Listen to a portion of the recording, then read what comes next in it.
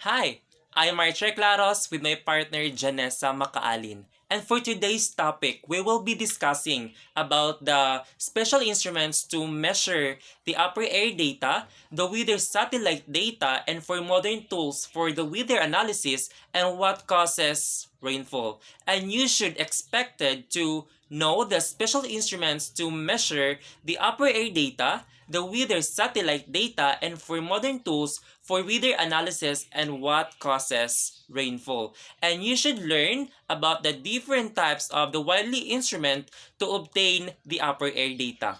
So this equipment described to use the measure weather conditions at the near the Earth's surface from a distance of no more than 16 meters from the observer's position. So knowing that the characteristics of the atmosphere above is important when forecasting weather the upper air. So the weather forecaster has know the humidity, temperature, pressure, wind speed, and wind direction at various levels of the atmosphere in order to have a better picture of the current weather conditions. So from the ground up, the majority of the significant weather changes and their consequences in order to have a daily lives occur at the level above what we can see or feel near the Earth's surface. Some of the widely used instruments to obtain the upper air data are the following. The first one is piebald theodolite known as the pilot balloon theodolite. So these balloons elevation and horizontal azimuth angles are recorded and that data is plotted on a plotting board at the end of a flight, which can last for more than an hour. Trigonometric methods are used to calculate the wind speed and direction at different heights. During daylight hours, meteorologists use a sailing balloon, also known as a pilot balloon or piebald, to determine the height of the cloud base above ground level. A theodolite was used to track the balloon in order to determine the speed and directions of winds aloft in the past, and still is in the some cases today. You know that piebalds and theodolites have a long history in meteorology. For over 125 years, they have been used to monitor the upper level winds. They are now only used in a few specialized but often critical applications, usually in remote locations where Rainfall data is not available. The second one is radiosonde. The use of a radiosonde is a more advanced means of studying the upper atmosphere. A radiosonde is an electronic instrument that measures pressure, humidity, wind speed, and directions. It is also tied to meteorological balloons and rises through the atmosphere. It takes required measurements as radio signals, which are not transferred to a weather station ground and receivers where they are decoded and assessed. The next one is the wind-finding radar. The use of wind-finding radar, also known as a Doppler radar, it is another means of measuring the upper air data. It uses radar echoes to determine the speed and the direction of the winds aloft. The balloons has a radar target connected to it, which is being tracked by terrestrial radar. The receiver determines the viewing and interval time of the echoes. In today's aviation industry, radar technology has become critical. Radar is used for air traffic control and navigation, in particular in the aviation industry.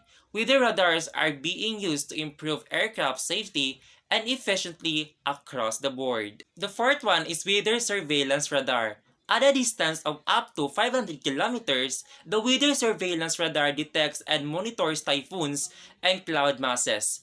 The revolving antenna disc for this radar should be installed on the top of the building, away from the physical obstructions. The transmitter's radio energy is focused by the antenna and shot outward in a narrow beam through the atmosphere. Whether or not the cloud mass is part of a typhoon, it reflects a small amount of energy back to the antenna on the radar scope. The reflected energy is amplified and visually displayed. And the last one is satellite imagery. Those images of the Earth gathered by the imaging satellites operated by the governments and businesses across the world are known as a satellite imagery. Satellite photos how the human footprints is changing around the world, including fast expanding cities, urban sprawl, and informal settlements. Satellites imagery is increasingly being used to measure and identify the track human activity. Satellite images are one of the meteorologist's most powerful and important tools. They are essentially the sky's eyes.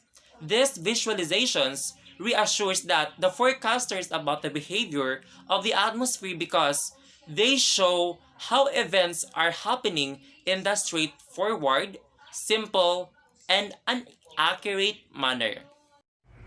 So we have here the modern tools for weather analysis. The first one is the polar obtaining satellites, in which it is passed over the north and south poles as they orbit the Earth. A polar orbit is also used by Iridium satellite constellation to provide telecommunication services. And the other one is Geostationary Meteorological Satellite, or the GMS. A spin-stabilized geostationary meteorological satellite is launched into geosynchronous orbit over the equator. The height is approximately 35,800 kilometers above the sea level.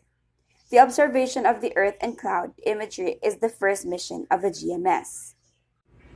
While we also have here the visible and infrared spin scatterediometer. It is used to measure temperature on both the Earth's surface and cloud tops. The GMS provides users with real-time digital clouds images. Data can be processed not only by a high-grade computer system, but also by a regular personal computer system that is due to the help of medium-scale data utilization station. So the other thing that we're going to discuss here is what causes rainfall. So rain is made up of water droplets that descend from clouds.